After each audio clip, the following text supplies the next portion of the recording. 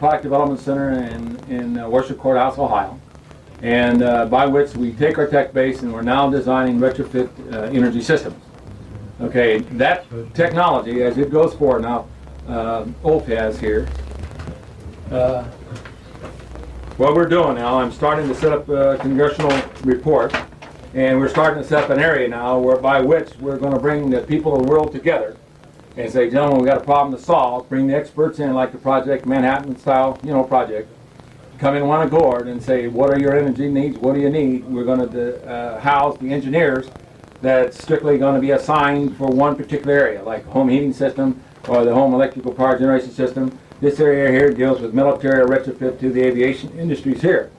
So as we provide this knowledge, then we must organize people in New Zealand to go ahead and to say, hey, they have the facilities, they have the equipment, they have the plastic mold injection devices. Get a hold of the people that can produce the electronic circuit boards or the individuals to make the printed circuit boards or whatever it's needed to make the system. We'll provide the technology, we'll provide the engineering skills, but you're going to have to put it together. And that's what we're after, is to mobilize... no problem. You provide what you just said and we'll do it. Yeah, well that's the key, because no one man can do it. I cannot do it. There's only so many hours in a day. Do you have any cautions about how to avoid coming unstuck or whatever and getting set up? Yeah. From what you've come across of other people doing? Say that again now. Any advice on the particular way to set up or the way not to set up to sort of go? Not incorporate. You can tell about not to. The key is that it has to be an independent business entity, not to incorporate. Corporations are geared for takeover. You can take over any corporation in the world, and they can control you very much. The reason why I'm very successful is, number one, I never incorporated. I'm a proprietor and I operate under what's called the grandfather's clauses. And because I operate on the grandfather's clause, they cannot shut me down or regulate me to a point that I cannot bring the technology out. So I would recommend, I don't know the local laws in New Zealand, but I would say that they're basically the same. And so go to the small independent business.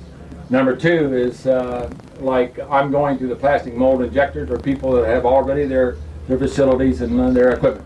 Say, look, you need a product to make money. I'm going to provide you the wherewithal to make the product in order to stay in business, and which will aid us. Now we're to set up a distribution center, maybe one, possibly two in New Zealand, that the parts will be made, go to distribution center where they receive the quality control check. Once it goes through the CQing area, then you will have hired out sub-assemblers or people who will take the various parts, go back and assemble it, test it, bring it back in again, put it in the package form, and ship it out the door.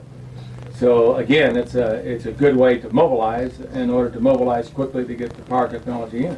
Of course, the other thing this can do is it can generate thousands of jobs. Yes. Thousands. Yes. I don't know what the unemployment here. High. So over 5%. You probably have to import people just to get the product, to get it in to stabilize the economy. Or just work harder. And the next key is that you're going to have to center as to what areas. If the Middle East crisis occurs, then you're going to have to get with me and say what areas it's going to need the power source quickly. Because I don't know what the food supply chain is in New Zealand. It's trucks. Huh? food supply is good. Yeah, but after so many days, it's gone. See, it's 27 days in the United States. So we've got a bit of help here because of the natural gas supply. Yeah. And we've got CNG and LPG is locally produced, so it helps a bit. We have actually got quite a large oil supply, which is they can up the production. About 70%. Yeah. For a short term. Yeah, for short term. Very So, short term. so then you got a 30%. See, like the natural gas here alone, they strip the hydrogen out of it before it's supplied to the motor car. Yeah. And the Auckland Gas Company takes the hydrogen out again when it gets here, but there's still a little bit left. So they take the hydrogen out of the natural gas when it gets to Auckland. So the natural gas cars are run on natural gas, so they're gutless. Yeah. No power at all. Yeah. What a waste. Yeah, most of the oil companies, you'll see today, the international ones are dispersing. they're divesting so fast it's unbelievable because they know that the raw material is no longer there. And so they're going in every areas that they can imagine, not concentrating on the areas of oil. Like tobacco companies. Huh? Like tobacco companies. Yeah. So maybe New Zealand, it seems like it's a little bit better off than the United States. There are other countries, like for example, like in the North Sea, England and some of the Scandinavian countries and other European countries felt that they were safe. That, well, we've got our oil reserves up here in the North Sea. Well, last year alone, the pressure in the North Sea dropped by 1/3, and it's dropping more today. So in 1 year, it dropped by 1/3 of its capacity.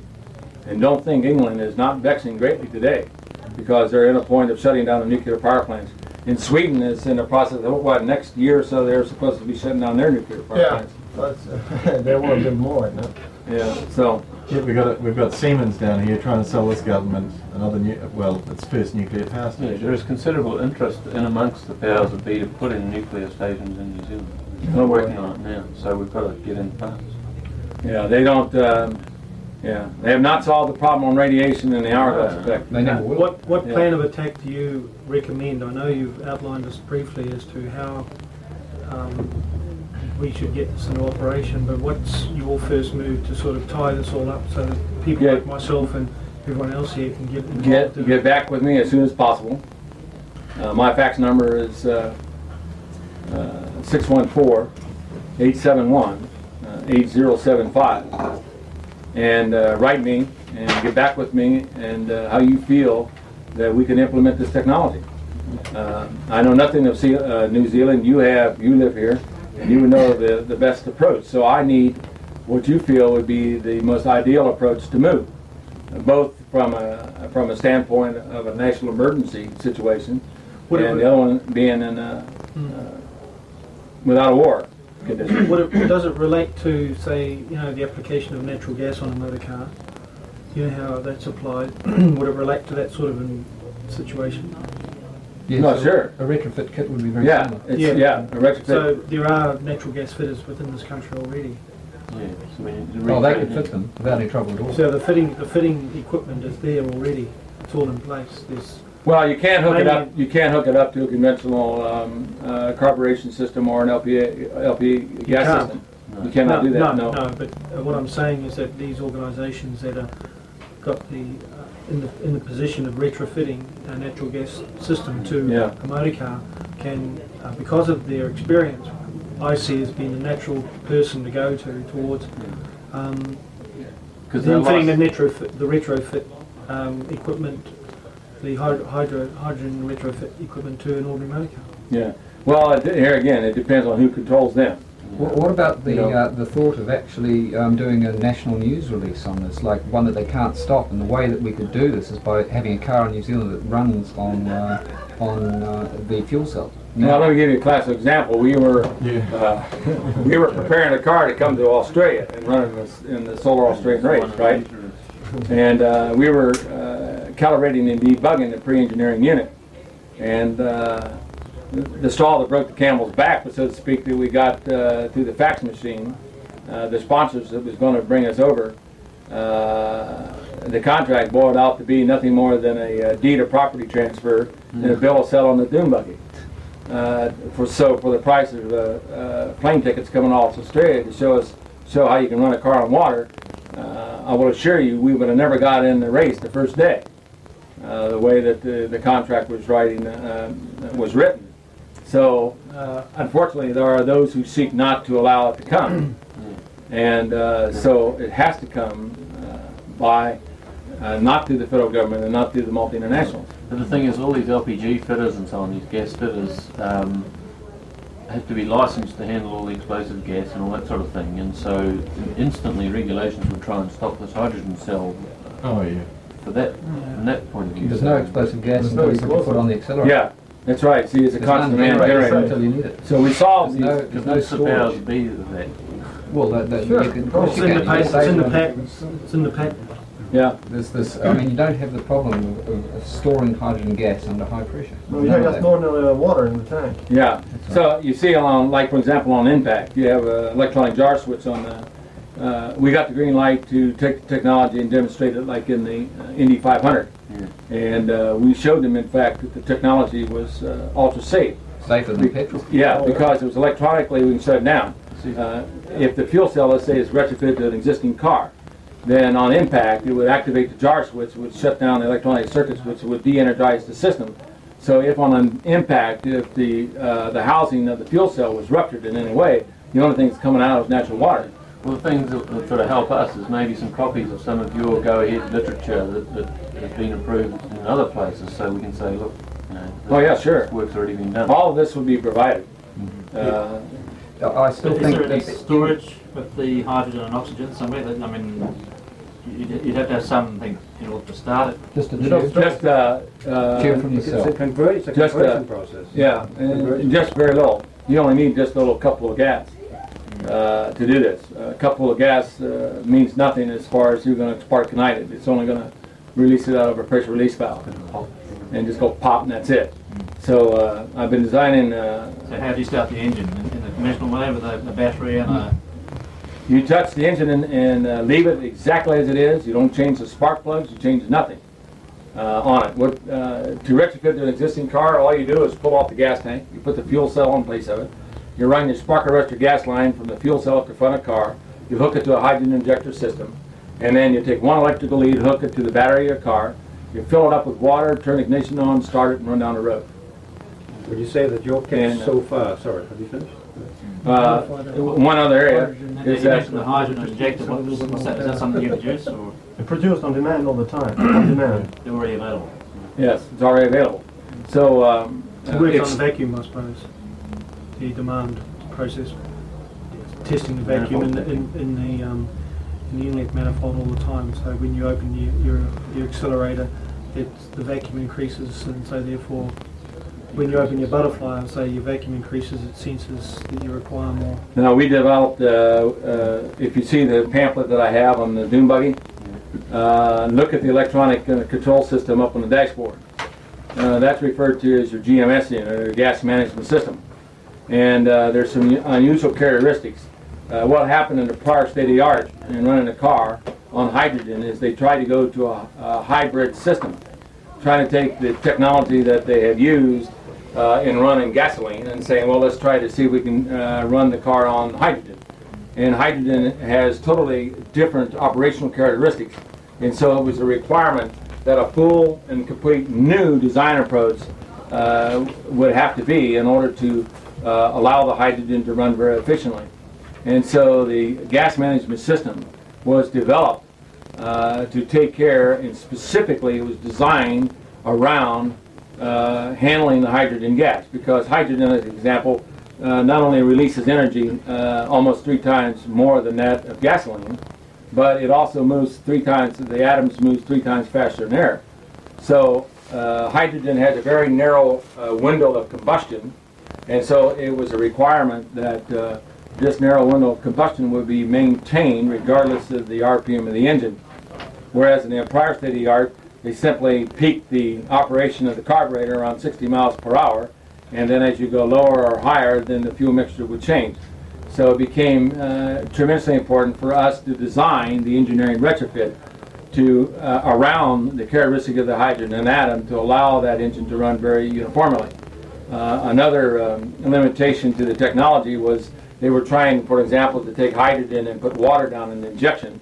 That was mixing a liquid with hydrogen, which became a very radical form of operations. In other words, the vehicle had to run at very high RPMs and had erratic starting conditions. So we've eliminated all of the prior art difficulties in running hydrogen. So when we run the car and demonstrate it, and you will get news of this as we bring this out, we'll show that in fact we have the engineering design retrofit solved in order to run that engine very, very smoothly.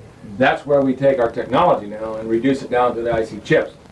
So under normal conditions, they're telling me that they can convert the electronics down to an IC chip in less than 6 months. But under wartime condition, we possibly get it done within a week and a half. And all of our electronics was designed under TTL computer compatibility, which gave us the abilities to now miniaturize the circuitry. Makes it a lot more stable than using Yeah. something else too. Yeah. Two questions, Stan.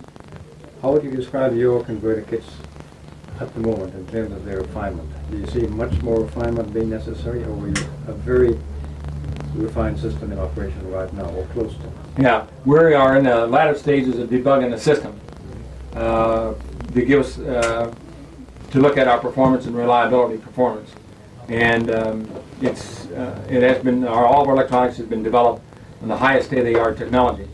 I had to invent a laser distributor and a laser accelerator. We had to design new electronic circuit logics to do this. Okay, that is all now being totally finalized for mass production. So we'll be running and debugging the systems to test it out to make sure all the electronic circuits are working properly. Once that is done, then the decision is go for mass production. And mass production simply entails getting with the experts in the field of plastic industry. We'll be using Delron materials as the material for the unit because Delron has good characteristics and molding characteristics, and it acts as an electrical insulator and chemical inert to the process. And so once that decision is made, then we should have units out the door in less than 6 months. So you are 6 months from a prototype for demonstration purposes. Well, under normal, I would say 18 to 24 months. Under wartime situations, we could possibly have units out the door in Yeah, less but than that's units out the door, that's not a prototype. I mean, the unit we have is like a prototype. Yeah, so- that's called pre-engineering. Yeah. How close are you? Okay, put it this way. Suppose we were desirous of getting, in a condition here in New Zealand, a working model to demonstrate, not necessarily to power a car yet, but a working model to demonstrate the technology as a sales angle, if you like. How close would you be to that right now? Well, that will be the production unit in 18 to 24 months. So we're looking at quite a timeline. I actually don't No. see it as important to actually having a demonstration model.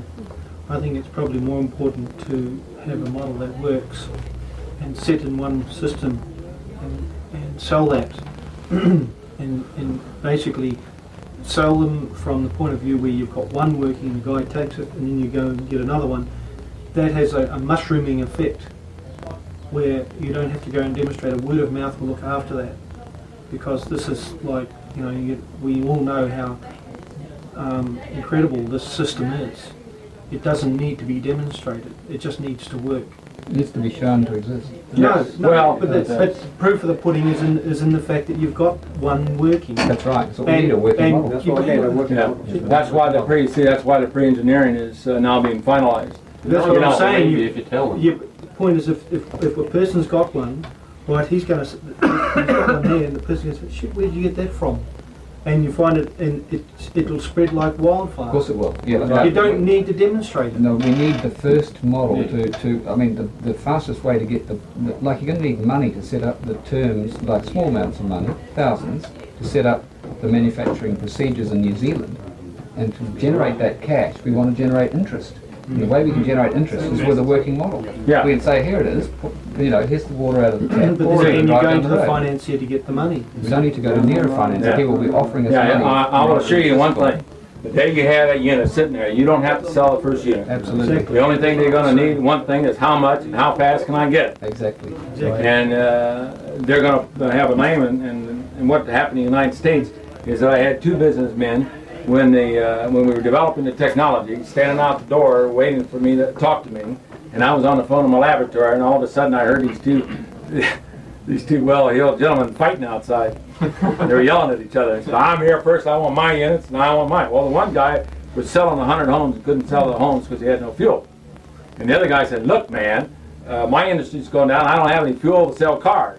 And they're both right. And I finally realized, well, the only way I can save it is to say, well, you put it on the first come, first served. In other words, you put the person's name down, and you say, well, give me a deposit X amount of money, and manufacturing unit 1,205 is yours. And when that's produced, you got it. So I don't think you're going to have too much money as far as... So That's what we're I in a was saying. similar position to do that with you in terms of getting the first Yeah. unit. Oh, absolutely. And the way I'm doing this is like in the United States, it's dealerships. I can't say they're franchises. They have to be dealerships.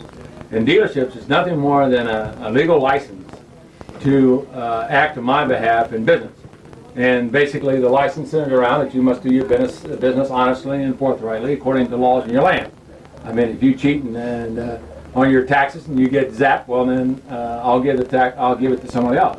And then there is a stopgap that you can't resell your dealership to some foreign entity. If you want to sell it, well then you have to sell it for the amount of monies that you originally have in it. And water fuel cell makes will screen the person to say, hey, you're not selling this to an Arab. You know, like I had fought a tremendous battle where there were a certain group of Japanese that came in to try to block the technology for the world. And I'm assuring you, if they were very successful, we'd be talking, all of us would be talking Japanese. Because as I said, in the wrong hands, man, you could destroy the economy of the world, or you can manipulate the economy of the world. So it becomes important. So I've set the entity up in a way that you got to do it honestly and forthrightly. So it's a license, but I don't sell you the technology. And so the same philosophy we're doing in the United States, I'm doing it for every country of the world, to allow the vehicle to come in that we be successful. Stan, Yes. I reckon in 18 months' time, when your vehicles come off the assembly line, you'll have a hard job remembering New Zealand.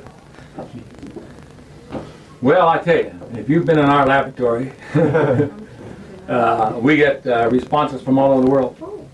And my purpose was to protect the technology for the United States, as well as to the world, and the Lord has allowed me to accomplish the task. Now, the Arabs offer me over $1 billion cold cash to sit on the technology and don't do anything with it. Now, if you offered me money back in 1975, it would probably taken me about 10 billionth of a degree of a second to accept it.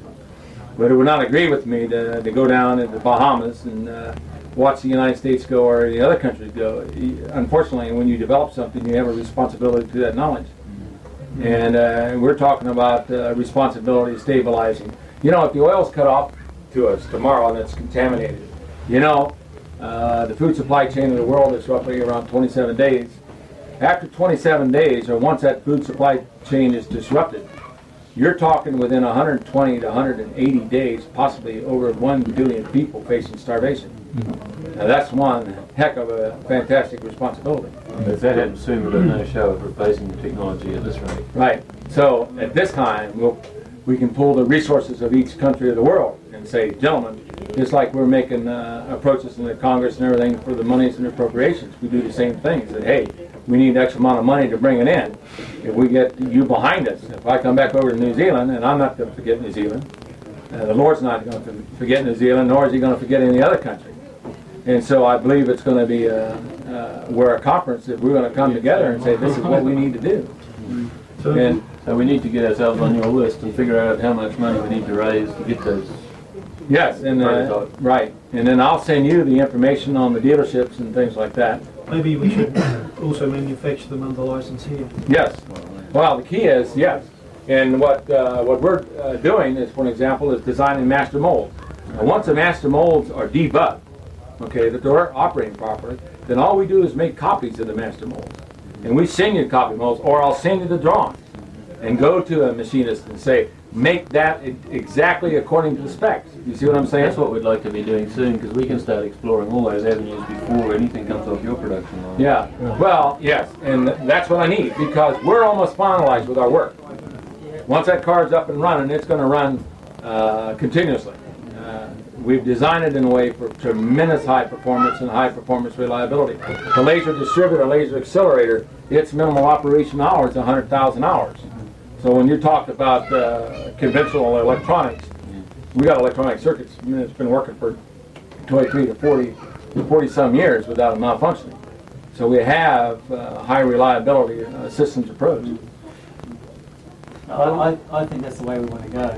Yeah. Is setting up the manufacturing there straight away as soon as possible. Yeah. How long do you anticipate being in New Zealand for currently? Well, I think we'll be here maybe another 2 to 3 weeks. Hopefully see some of the sites. Yeah. Sites to see. Yeah. So maybe we can work it out, get some of your thoughts down on paper, and then we can get together before I go back. Yes. Because this is what I need. What I would like to suggest now, if I could, not to close the meeting off or anything, but to make sure we do it, since we all more or less have an idea of what's happening here, and it's interesting to see Stan has echoed so many things we opened the discussion with about decentralization, the money system, etc., is whether we can get a commitment towards a group of people right now, today, who are willing to take this further to the stage of committing to form an association. An idea that occurred to me, just to give it a buzz and is something like the Exponential Energy Association of New Zealand, something like that. It could be anything, but something that gives us a chance to say, okay, we want to become a group that works in this town. I move that motion now. Is anybody would like to second it? Why don't we call it Water Fuel Cell New Zealand Limited? Yeah, that's right. That's all we call it, Water Fuel Cell New Zealand. And just this, follow Stan's lead. The name is irrelevant. All we want now is a commitment. Do we want to move, to restart, to bind ourselves together? I second. Absolutely. Most definitely. Fantastic. All those who say aye? Aye. So Praise the Lord. We We have passed the motion and we've formed the committee. Okay, members, I will commit. Have you got any travel plans worked out yet? Can we figure out a date to maybe set a business meeting up Yeah. on your way back through? What I'm going to try to do is try to get some of the the dealership manuals here. Before you leave? Yes. Oh, great. Yes. Well, what about the technical manuals of what you're doing? That's, Or we can send that to you later. No, we'll send that to you later. There's some of the technology that I'm still clearing, and once I get it cleared, Is there any help for one of us to come over and see you at Ohio? at this stage of the game, no. Allow us to go on and finish our work and complete our paperwork, and once that's done, then we talk, then we get together, and then I would say come, and then we'll sit down and discuss it. I love the fax machine. No, that's great, isn't it? I got one at home. Yeah, so if you got them, then we'll start faxing. That to me is the fastest and easy way to start to coordinate. we best start working here and let you get on with your business back here. Yeah. To explore structures and problems. And I still think that the initial problems we talked about, let's not be naive, I still think the initial problems we talked about will have to be addressed. That is, that we're going to come up against a lot of opposition. The steps to remedy that will have to be looked at, government lobbying, etc. That will all have to form part of the discussion. On behalf of everyone, Stan, I thank you very much for giving us this opportunity. Thank you.